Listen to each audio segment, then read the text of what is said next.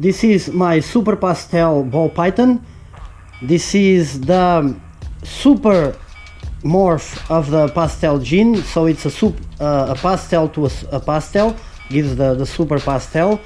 And the pastel morph was firstly proven by Nerd back in the United States. So this is a co-dominant morph. You can make supers. The characteristics are the high blushing on the snake here and on the sides. Also the clean belly. It has a pretty clean, no pigments on the belly, and it is a pretty cool snake to have. This one, when bred to another male, will for sure get the pastel gene in the offspring. This one here is my male pinstripe. It is a very beautiful snake. I fell in love with it the first time I saw it, although I am planning to breed it to the super pastel, and I'm not very fond of the lemon blast and killer blast appearances, but it is a way for me to do my plan to get more super pastels and more lemon blasts, and I like this snake. It is very beautiful.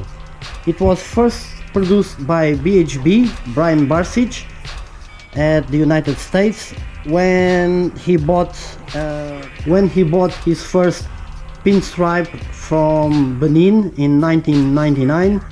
Benin is in West Africa, South Africa coast, where all the ball pythons come from, Benin, Ghana. And this pinstripe has the characteristics of having a darker color. They have a brown appearance, and they have the pattern, very irregular pattern, as you can see from the images. They also have, in the case of this one, a clean belly, so this is pretty cool. As you can see, this one, the pinstripe is a dominant morph, so that means mating a pinstripe to another pinstripe, we will never get a super pinstripe. I like this ball python very much, and I hope it grows up healthy, and so that I can keep it for many years, and just for the sheer pleasure of having it and play with it and maybe show it to some friends, and as well as using it for future breeding projects. So this is my Enchi Fire male.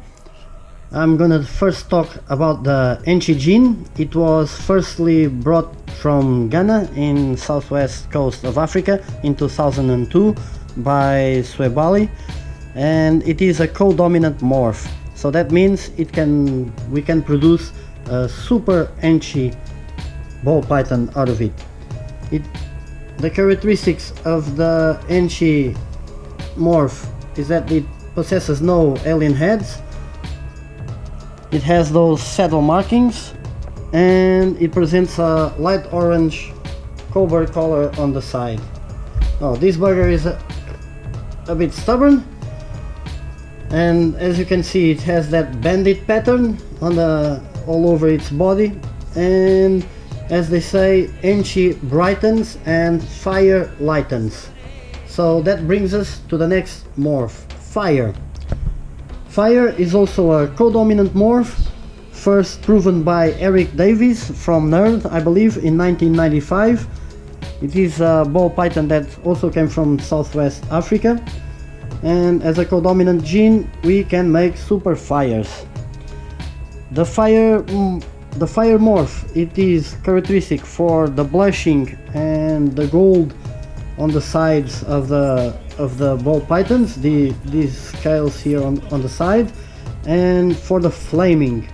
So with age, this snake, being an Enchi Fire, it will only brighten on its color. It intensifies the color from the Enchi gene, it brightens the color from the Enchi gene over the time, and it lightens from the fire gene. Come on, keep yourself in there for the nice photo.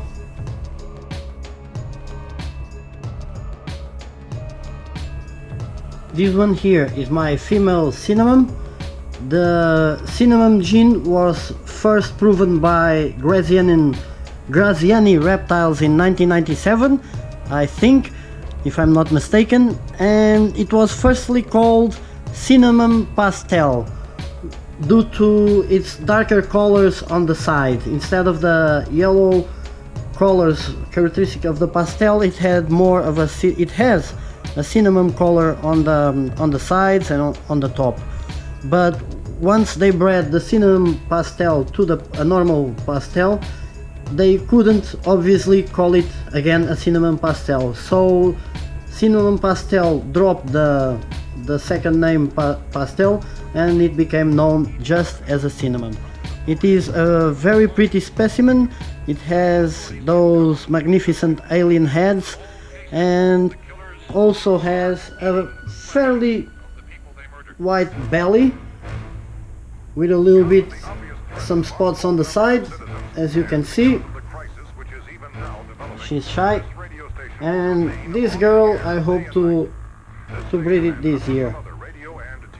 I really love the dark colors on this ball python morph.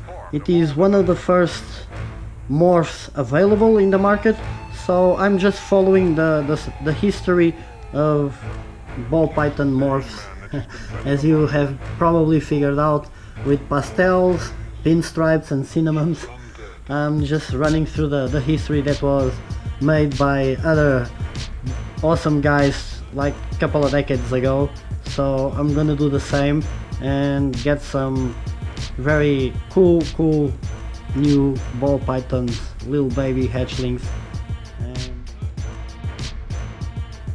this little hatchling here is my desert ball python. This desert gene is a dominant morph, and I do not